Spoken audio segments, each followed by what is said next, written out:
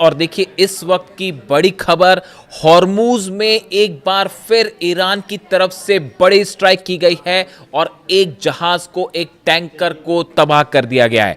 और देखिए जो गौर करने वाली बात है वो इस जहाज की लोकेशन, इस टैंकर की लोकेशन जहां पर हमला हुआ है। देखिए जो खबर है उसके मुताबिक tensions in the Strait of Hormuz have intensified after another commercial tanker was struck by an unknown projectile near Lima, Oman, according to United Kingdom Maritime Trade Operations। ये जो हमला हुआ है ये ओमान के करीब लिमा में हुआ है। यानी आप समझिए इस बात को कि ओमान के पास से वो नया रूट, जिस नए रूट से अमेरिका जहाज़ों को निकालना चाहता है, ईरान को बाईपास करते हुए, और ईरान लगातार कह रहा है कि अगर इस रूट से आप जहाज़ निकालेंगे तो हम निशाना बनाएंगे। ओमान के पास लिमा में वहां पर ये हमले किए गए। ये सीधा सीधा एक बार फिर बड़ा झटका है अमेरिका को, और ईरान ने करारा जवाब दिया है अमेरिका को कि देखिए अगर वार्निंग के बाद भी आप नए रूट से जहाज निकालने की कोशिश करेंगे तो उसका नतीजा सामने है। ईरान की मिसाइल्स और ड्रोन्स तैयार हैं। अब इसके बाद एक बार फिर तनाव देखा जा रहा है। देखिए जो दूसरे दौर की जंग शुरू हुई, इसकी मुख्य वजह यही थी कि ओमान के पास से एक नए रास्ते से जहाज़ों को निकालने की कोशिश हो रही थी, और जिसका ईरान ने विरोध किया, 3 जहाज़ों पर हमला किया, और फिर उसके बाद ये जंग का दूसरा दौर शुरू हुआ। अब एक बार फिर वही हालात बनते दिख रहे हैं। नए रूट से जहाज़ को निकालने की कोशिश हुई और ईरान ने उसे ठोक दिया है, जो खबरें हैं उसके मुताबिक। देखिए इसके अलावा और जो डेवलपमेंट्स हैं, the impact damage the vessel's engine room, leaving it unable to manoeuvre while authorities launched an investigation. उसकी अब जांच हो रही है। तो जहाज तबाह है, उसका जो है स्टीयरिंग सब कंट्रोल रूम तबाह कर दिया गया है। The incident follows earlier attacks on tankers in the region and comes as Iran continues warning ships against using what it describes as a US-backed shipping corridor without permission। देखिए असली मामला यही है। ईरान का कहना है ये जो नया रूट बनाया गया है ये गलत तरीके से जो MOU साइन हुआ था उसके खिलाफ बनाया गया। अब हालात ये हैं कि अमेरिका के जहाज खड़े हुए हैं घेर कर अरब सागर में, लेकिन रेंज दूर रखे हुए हैं वो, क्योंकि अबू महदी मिसाइल की रेंज 1000 किलोमीटर है। तो अमेरिका ने जो अपने जहाज लगा रखे हैं वो ईरान के तट से करीब 1000 किलोमीटर की दूरी पर लगा रखे। खास तौर पर अबू मूसा आइलैंड है, केशम आइलैंड है, ये जो किश आइलैंड है, यहां से 1000 किलोमीटर की दूरी पर रखे हुए, उसके आगे नहीं जाते हैं क्योंकि पता है कि अबू महदी तबाह कर देगी। और जो दूसरे देशों के टैंकर्स और जहाज जा रहे हैं उनको लगातार उस रूट से निकालने की कोशिश है जो ईरान ने मना कर रहा है। बदला यह है कि ईरान ने ठोक दिया। अब यही हालात हैं लाल सागर में। आप देखिए जो हालात हॉर्मूज में बने हुए हैं वही लाल सागर में है। हूती की तरफ से बड़ा दावा किया गया है कि सऊदी के 8 से 10 टैंकर्स जो लाल सागर में बाब अल मंदेब पार करने की कोशिश कर रहे थे उन्हें वापस लौटा दिया गया है, और कुछ जहाजों पर ड्रोन हमले की खबरें भी आ रही हैं। यानी जो हाल हॉर्मूज का है वही अब लाल सागर का है, और एक तरफ हूती ने जो है वो घेर रखा है सऊदी को, और यहां अमेरिका को घेर रखा है ईरान ने। ईरान की इजाज़त के बिना ना हॉर्मूज में कोई जहाज़ निकल सकता, और ना लाल सागर में हूती की जो है वो इजाज़त के बिना वहां से कोई जहाज़ निकल पाएगा। यानी आप देखिए हालात ये हैं कि लाल सागर और हॉर्मूज दोनों पूरी तरह से बंद है, और दोनों का बड़ा नुकसान इस समय हो रहा है सऊदी को। सऊदी के जो ऑयल सप्लाई होती है, जो ऑयल शिप्स लेके जाते हैं समंदर के रास्ते से, वो पूरी तरह से रोक दिए गए हैं। इसी बात की वार्निंग दी जा रही थी बार बार।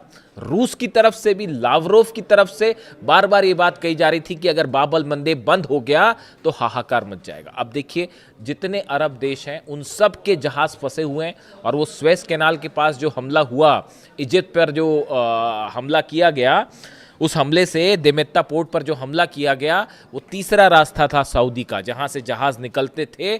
उसको भी एक वार्निंग दे दी गई है कि अगर यहां से जहाज निकालने की कोशिश करोगे तो यहां पर भी हमला किया जाएगा। यानी सऊदी को घेर लिया गया है तीनों तरफ से, और जहाज निकल नहीं पा रहे हैं सऊदी के। इसके अलावा देखिए एक और बड़ी और अहम खबर आई है। डोनाल्ड ट्रंप ने कई देशों से अपने सोल्जर्स को वापस बुलाना शुरू कर दिया है, खास तौर पर इराक से और कुवैत से। हालांकि मैं इसको एक अलग वीडियो में डिस्कस करूंगा कि आखिर ऐसी कोशिश क्यों हो रही है, क्यों यहाँ से ये क्या रीलोकेशन प्लान है, क्या इन फोर्सेस को कहीं अलग जगह लगाया जाएगा या ईरान के खिलाफ एक बड़ा प्लान तैयार किया जा रहा है। जिस तरह से ईरान ने दावे किए F-35 जेट्स, 3 F-35 जेट्स जलाने के दावे और 3 F-35 जेट ऐसे हैं जिनको डैमेज किया गया, इस तरह के दावे किए गए ईरान की तरफ से, जिसके बाद जो है F-35 पता नहीं अचानक क्यों जो है खबरों में है और बुरी वजह से ही खबरों में है। यानी आप देखिए 6 F-35 तबाह करने के जो दावे ईरान के हैं, इसने सनसनी फैला दी पूरी अमेरिका में। हालांकि अमेरिका की तरफ से कुछ नहीं कहा जा रहा, लेकिन ये कहा गया कि जॉर्डन में बेसिस पर खड़े थे, वहाँ पर हमले हुए हैं, कुवैत में हमले हुए और उसमें इनको नुकसान हुआ है। अब इसी बीच जो है अभी ये चली रही थी कहानी पूरी ईरान के दावे, इस बीच जो है वो एक नई खबर आ गई जिससे फिर से जो है F-35 चर्चा में है। अमेरिका का F-35B स्टेल्थ फाइटर कैलिफोर्निया के marine corps air station Miramar में लैंडिंग के दौरान दुर्घटनाग्रस्त हो गया, जिसकी तस्वीरें सोशल मीडिया में वायरल हो रही हैं। पायलट को उसमें से निकाल दिया गया, वो इजेक्ट कर गया।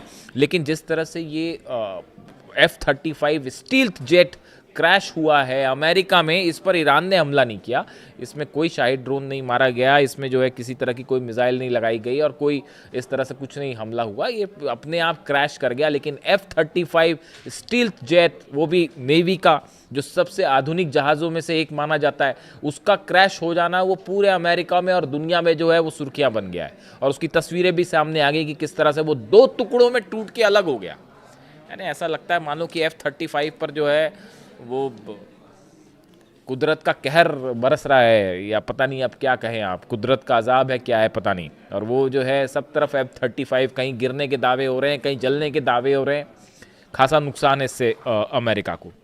इसके अलावा देखिए जो एक और लेटेस्ट खबर है, वो खबर ये है कि इजराइल की तरफ से एक बार फिर स्ट्राइक की गई है फिलिस्तीन के कुछ इलाकों में। एक तरफ तो आप देखिए खबरें ये चल रही हैं लगातार कि डील होने वाली है, किसी तरह का समझौता हो जाएगा, आर्म्स रखने की बात चल रही है, लेकिन इसी बीच जो है वो इजराइल की तरफ से ये खबरें आ जा रही हैं कि गज़ा पर हमला लगातार जारी है।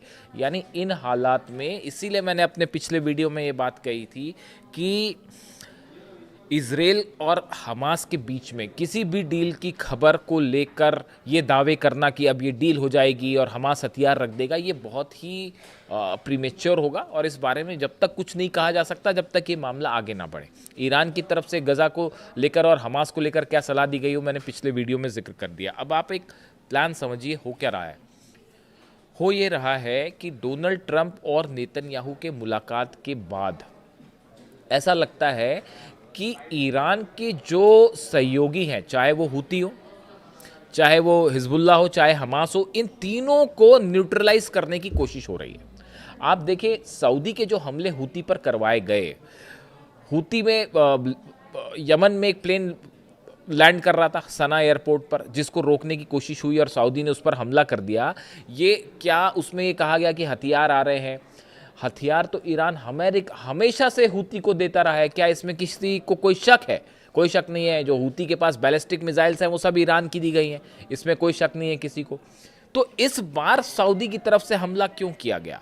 क्या ये अमेरिका की तरफ से ये प्लान तैयार किया गया था कि हुती के खिलाफ सऊदी की जंग करवाई जाए और हुती को ख़त्म किया जाए? वो उल्टा गया। हुती ने जो पलटवार किया, मारना शुरू किया, और ईरान ने जो बैकिंग शुरू की, उसके बाद अब लाल सागर भी बंद है और बाब अल मंदेब भी बंद है और फंस सऊदी गया। लेकिन क्या प्लान ये था कि सऊदी हुती पर हमला करेगा? उसके बाद आप देखिए नेतन्याहू और ट्रंप की मुलाकात के बाद लेबनान में एक बार फिर से इजराइल ने हमले शुरू तेज कर दिए हैं, और खासकर हिजबुल्लाह के ठिकानों पर। यानी हिजबुल्लाह, देखिए दोनों बातें चल रही हैं। हिजबुल्लाह से हथियार रखवाने की कोशिश भी चल रही है, वो एक बार फिर लेबनान के जो की तरफ से बयान आ रहा है, जो वहाँ पर सरकार है उसकी तरफ से बयान आ रहा है कि हिजबुल्लाह के पास हथियार नहीं होने चाहिए। हिजबुल्लाह इस बात के लिए तैयार नहीं है। यानी आप हिजबुल्लाह से हथियार नहीं रखवा सकते तो क्या किया जाए? इजराइल उस पर हमले करे। हमास पे गज़ा में हमले होते हैं तो मुस्लिम देश जो है उसके खिलाफ रहेंगे, तो क्या किया जाए? हमास से जो है डील करके उनके हथियार रखवा लिए जाए। यानी आप देखें तो एक ऐसा प्लान दिखता है कि ईरान पर किसी बड़े हमले के पहले ईरान के एलाइज को न्यूट्रलाइज करने की कोशिश है। आप देखिए ईरान का क्या प्लान था, आप इस बात को समझिए। ईरान का क्या प्लान था? ईरान का प्लान ये था कि हमले हुए अमेरिका की तरफ से, ईरान ने क्या किया, जो अमेरिका के सहयोगी देश है, अरब देश है, इन पर हमले शुरू कर दिए। कहीं पर एयरबेस पर हमला कर दिया, कहीं रडार पर हमला कर दिया, कहीं पर ऑयल टैंकर्स पर हमले हो गए, कहीं पोर्ट पर हमले हो गए। तो उसका नुकसान एलाइज को नुकसान हो रहा है, तो वो सब के सब अमेरिका पर चीखने चिल्लाने लगे, भाई हमें बचाइए, आपका डिफेंस सिस्टम तो काम नहीं कर रहा, तो अगर आप जंग जीत नहीं सकते तो हमले रोकिए। तो अरब देश दबाव बनाने लगे, यानी एलाइज वर्सेस एलाइज। ईरान की तरफ से अमेरिका के एलाइज कंट्रीज़ पर हमले हुए, कुवैत में, जॉर्डन में, बहरीन में। तो उसका नतीजा अब ये हुआ कि अमेरिका ने भी अपनी स्ट्रैटेजी चेंज की है और एक बार फिर ईरान के सहयोगी जो है वो देश निशाने पर है। इसके साथ ही जो एक बड़ी और अहम खबर है, कुवैत और इराक से जो फोर्सेस वापस बुलानी शुरू हो गई है अमेरिका की, आनन फानन में बुलाई जा रही हैं। इसको लेकर एक तारीख सामने आ रही है 30 सितंबर की। 30 सितंबर के पहले जो एक्सेस फोर्सेस हैं जिनका उपयोग नहीं है उनको हटा लिया जाएगा। उस पर क्यों हटा लिया जाएगा, क्या रणनीति है, उस पर हम अलग से चर्चा करेंगे। लेकिन एक बड़ा सवाल है, क्या 30 सितंबर वो डेट है कि 30 सितंबर के आसपास ईरान पर एक ऑल आउट जंग शुरू करने की तैयारी में है नेतन्याहू और डोनाल्ड ट्रंप। इस बात को लेकर अब मामला साफ हो चुका है कि न्यूक्लियर डील भी नहीं होने वाली है। और डोनाल्ड ट्रंप और क्या नेतन्याहू ने ये प्लान तैयार किया है कि पहले ईरान के एलाइज को हमला करके कमज़ोर किया जाए और उसके बाद फिर जो है मामला आगे बढ़ाया जाए और सीधा हमला किया जाए। लेकिन ये बात रूस भी समझ रहा है, चीन भी समझ रहा है, और हूती जो है वो अपने फुल फॉर्म में, और उन्होंने रोक रखा है बाबल मंदेब और लाल सागर। ऐसे में अब ये जंग एलाइज वर्सेस एलाइज की है और ऑयल वर्सेस ऑयल की है। जो रूस में ऑयल के ठिकाने जल रहे थे, 100 ठिकाने, उसी समय ये तय हो चुका था। मैं बार बार आपको ये बात कह रहा था कि वो रूस पर हमला है, उसको यहाँ जोड़ के देखिएगा और नतीजा देखिए, अब सऊदी का एक बूंद तेल बाहर नहीं जा पा रहा। तो ये रूस पर हमला, अगर ट्रंप और यूरोप रूस का ऑयल स्टेशंस जलाएंगे तो बड़ी साधारण सी बात है, वो गल्फ कंट्रीज में जो अमेरिका के एलाइज हैं उनके ऑयल को रोक देगा। और यही हो रहा है। ये दोनों वॉर आपस में कनेक्टेड हैं। यूक्रेन की भी एंट्री की कोशिश थी जंग में। यूक्रेन ने हाथ जोड़ दिए कि भैया देखो ऐसा है, अभी रूस से तो हम निपट नहीं पा रहे, और ईरान से अगर पंगा ले लिया और वो खैबर और फतह बरसने लग गई अगर मान लो कीव पे यूक्रेन पर, तो क्या होगा। तो वहाँ पर जेलेंस्की पीछे हट गए, वरना तैयारी यही थी। अब देखिए सऊदी भी जो है वो इस बात के लिए पूरी तरह से राजी नहीं है कि सीधी जंग की जाए ईरान से। उन्होंने भी संदेश भेज दिया है कि हम जो है 14 देशों की सेना बनाएंगे, यानी अकेले खुद कुछ करने को राजी नहीं है सऊदी। और इसीलिए डोनाल्ड ट्रंप का सऊदी प्लान जो है वो फेल है। और इस हालात में जो लेटेस्ट खबरें हैं, हॉर्मूज जल रहा है, लाल सागर जल रहा है और घिर गया है सऊदी। इससे जुड़ा जो भी अपडेट होंगे आज का बताया जा रहा है कि आज की रात फिर से अहम होने जा रही है और बड़ी स्ट्राइक्स देखी जा सकती है। ऐसी खबरें हैं सोर्सेस से, हम इंतज़ार करेंगे, जो भी अपडेट होगा आप तक पहुंचाएंगे। Thank you so much.